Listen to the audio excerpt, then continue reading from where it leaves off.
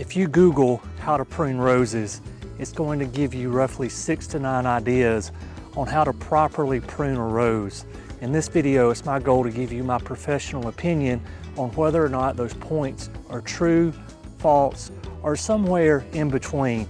They may have some validity to them, they may not. By sharing my professional opinion with you, it's my goal to make you a better rose grower going into this season. Hi, my name is Dr. Tom Warren, and you're watching The Plant Doctor. Let's get started. One of the questions most frequently asked is, when is the proper time to prune a rose? And you'll see some suggestions that say in late winter, when the forsythia, the winter honeysuckle, the quince are blooming in your area, that's the time you need to prune your shrub. Well, there's some validity to that statement, and some of that statement is false as well. Where I am, the forsythia are starting to bloom, and if I go by that rule, I need to go ahead and prune. But it's important to know what type of rose that you have. If you have a single flowering rose, you do not want to prune this time of year. Those roses bloom on old wood, meaning that the buds have already been set for the flowers that will come this spring. If you prune now, you're going to cut off your flowers. However, if you have a multifloral rose, like a knockout rose, a flower carpet rose, a floribunda rose, you can go ahead and prune those because they bloom on new wood. If you prune now, you're going to have new vegetation come out, and then from the new vegetation, those will be where the flowers emerge. So know what type of rose you have before you prune, and that will set you up for success going into the growing season. Once you know when to prune your rose, you need to know how to prune a rose. And what you want to do is start with dead wood. You can differentiate dead wood from living wood by the color that the wood is. Red wood, orange wood, green wood is viable tissue. If you see brown wood or black wood, that is going to be black. Now, if you find this brown to black, like you see here, this transitioning from black to brown in this shot here, you can go down to where it's either green, red, or orange, and make your cut just into that material. You want to remove the dead material from your rose first. If you don't do anything else to your rose, take out the dead material. The second thing that you want to look for is branches growing towards the middle. Any branch that's growing in towards the middle, you'll want to remove that entire branch. The third thing that you need to look for are branches that are crossing. And the reason we want to remove one of the branches that are crossing each other is when the wind blows, they rub against each other. And when that happens, that outer layer, the skin layer, I know roses technically don't have a bark, but almost like a fine textured bark, if you will, that is going to start to have a wound in it, and that is a site for infection. So if we move one of those that are crossing and touching each other, we eliminate the possibility of a wound being formed by the wind when those two branches rub back and forth. One of the things you'll see if you Google how to prune a rose is it will say prune to an outward facing bud. So outward facing buds, let's discuss this for a second. First of all, what is an outward facing bud? This is a bud that's facing out on the outside of a branch, and supposedly it's going to grow out away from the center of the plant. But if you look at this rose here, you can see where the branching comes out, and we have some outward facing buds if you look at the base where it comes out from the stem, and they actually kind of grow back in towards the middle. So I'm really not a huge fan of this tip because that bud, once vegetation breaks from it, some of them will go left, some of them go right, some of them go up, some will go out, some eventually or inevitably are also going to grow in as well. Do I think you need to cut down to a bud when you prune? Yes, cut about a ½ inch just above a bud. That's going to allow that bud to mature, and it's going to fill in and look nice and neat during the spring, summer, and fall when we enjoy the plant. However, I don't want you to think that you can dictate the growth habit in terms of where it's going to grow based on having pruned from an outside bud or an inside bud. Another bullet point you may see suggested when you Google how to prune a rose is that you want to cut your rose back to roughly ½ dozen stems that are 18 to 24 inches tall. Now this may work for some roses. This may work for the hybrid tea rose. This may work for grandiflora or floribunda roses, but bushform roses or climbing roses, you do not want to do that, especially for climbing roses. In climbing roses, what you want to do is select 3 or 4 canes that look really good and let them run and train them.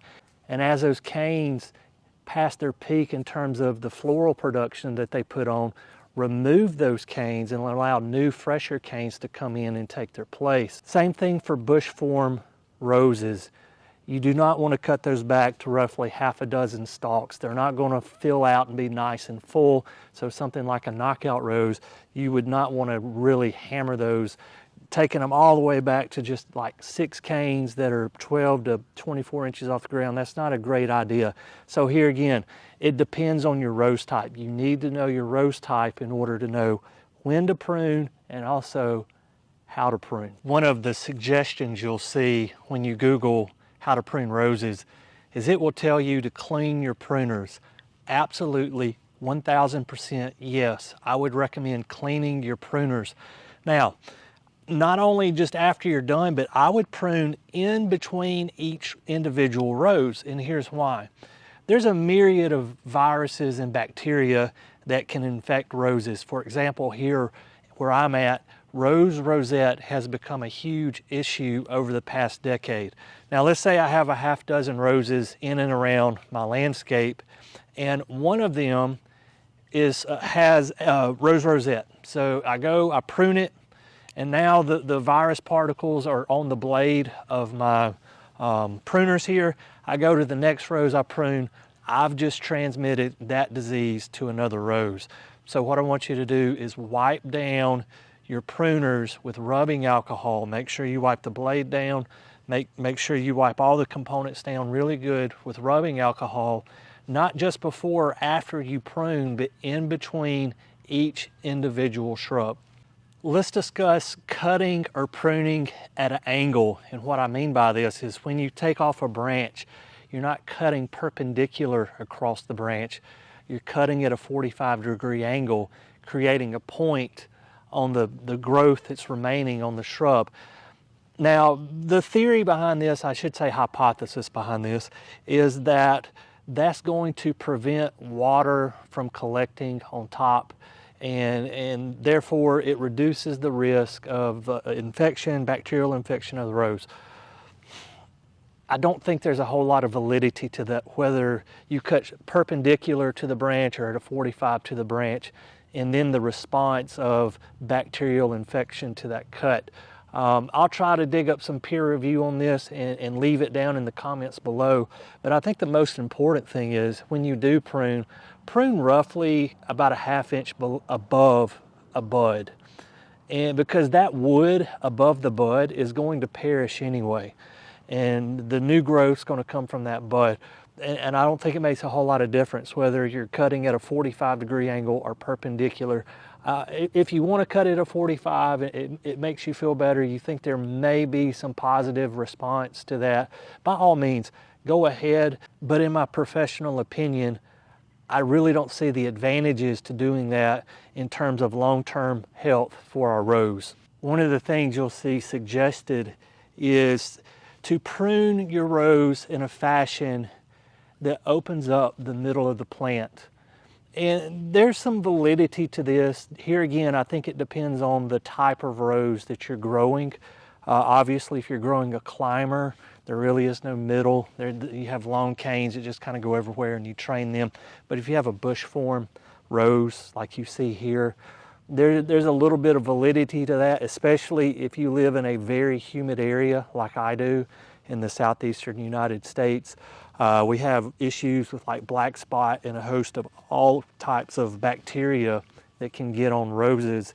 And if you can open up the middle a little bit, that's going to allow for some more airflow to get in here and hopefully reduce the risk of some of those bacterial pathogens getting on your rose.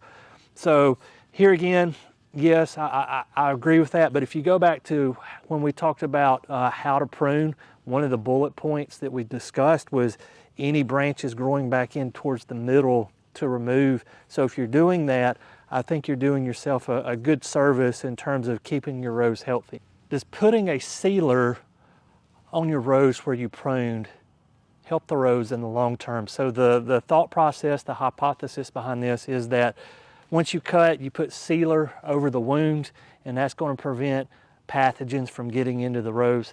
There's been a myriad of peer-reviewed studies, not only on ornamental plants like roses, but also things like fruit trees, where they look at sealing versus not sealing, and there's no statistical difference between the two. So really, you're just wasting your time and your money if you seal the cuts when you prune on your rose. Does the type of pruners that you use matter when pruning a rose? There's really two types of pruners you'll see used on most rose cuttings. One is anvil, where the blade comes down on a flat plate, and the other is bypass pruners, where the blade will slide past another blade in order to make a cut. In my professional opinion, I like the bypass pruners for pruning roses a little bit better. You get a nice, clean, crisp edge. Sometimes if you use the anvil pruners on a rose, what you'll see is where the anvil sat, where you made the cut, on the anvil side, is the wood's going to be a little frayed looking at times. You don't get a nice clean cut, and you'll get fraying down the rose bush just a little bit. Here again,